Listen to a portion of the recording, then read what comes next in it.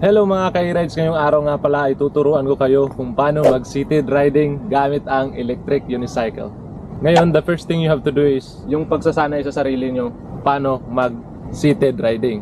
So, I'll show you.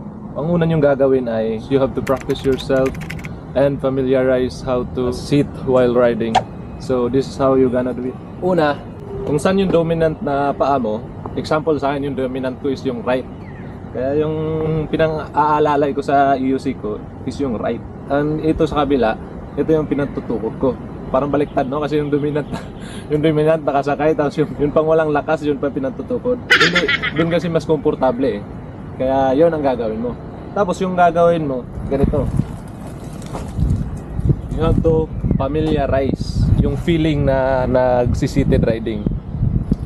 Parang ganito.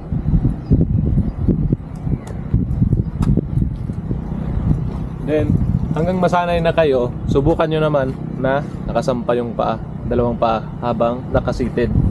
Parang ganito.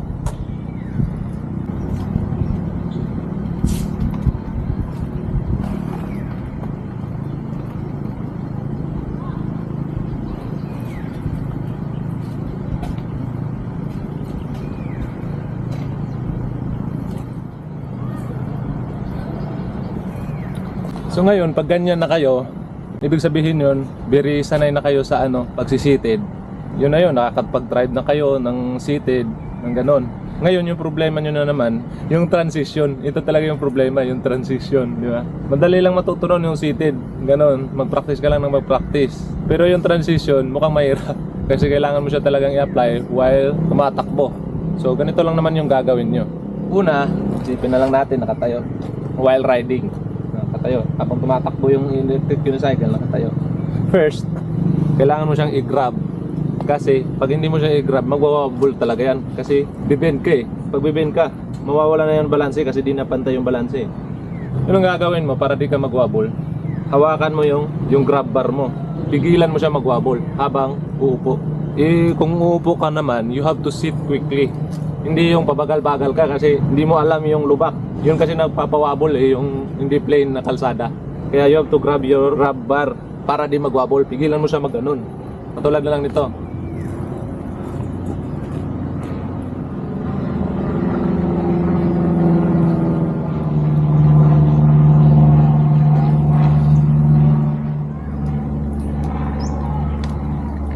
Sa paa naman, yung iba kasi pag nagbe-bend sila na umuupo sila, yung ginagawa nila is yung paa nila andito pa rin sa paddings ng ng mga power naps ng electric unicycle, na ganun sila.